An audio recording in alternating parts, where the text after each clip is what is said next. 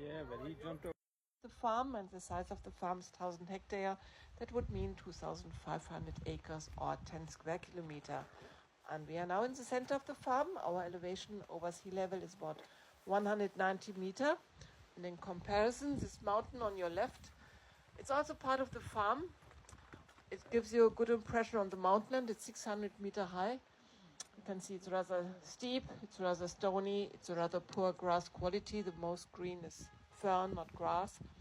But there are also some of the sheep grazing on this mountain. Most of them are at the other side at the moment, obviously. And all the sheep have to be brought back to the farm 6 to 7 times a year. And I guess you can well imagine that would be impossible without the help of the dogs. Form them into a little flock, and then she will move the flock according to the instructions of Johnny.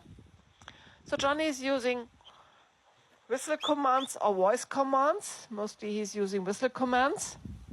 And it's all about the directions for the dog. It's for the dog, go to her left.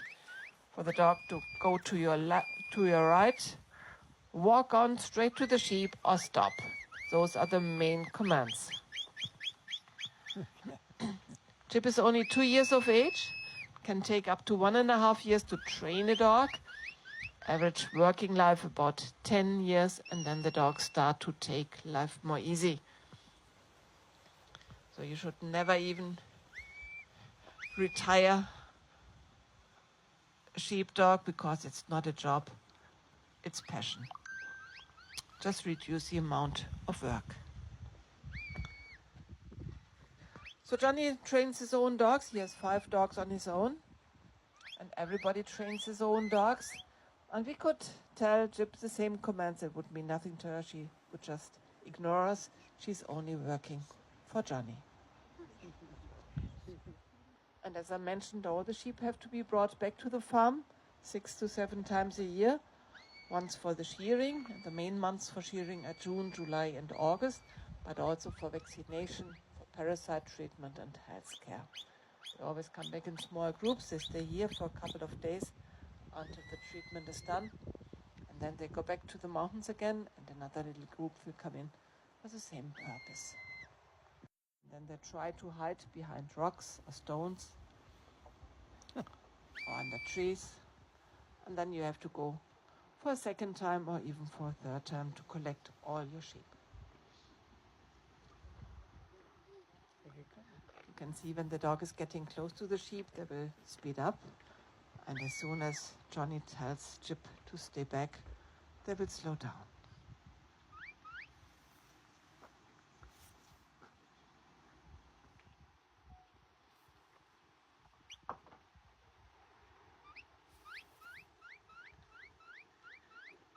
The sheep are going to take a break here in front of us now.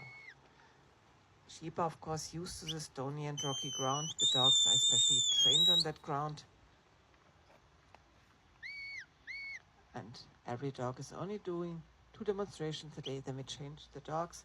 And of course, we also change the sheep. So it's not a kind of demonstration flock, just part of the big flock.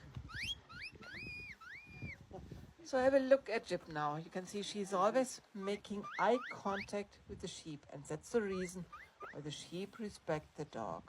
The dog reminds the sheep of a wolf out in the wild.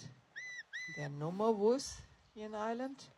Only predator for our sheep is a red fox, but no more wolves. Oh.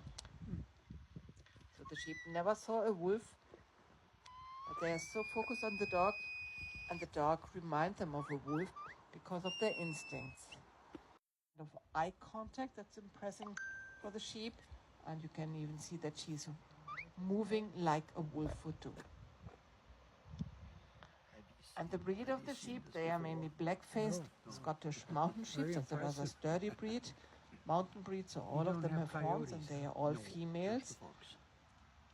And there's only one sheep today in this group. She's a Cheviot sheep without horns. That's a different breed. That's a lowland breed, so she doesn't have any horns. And the wool quality of the Cheviot sheep is even softer than the wool quality of the black-faced Scottish mountain sheep. So, Johnny, would you like to make some voice commands? Yes, dear. Thank you. Right. Left. Sit. Right. Sit. Sit down. Lift, lift, lift, lift, lift, lift. Lift, lift. Sit. She knows it better than myself. Thank you very much, Johnny.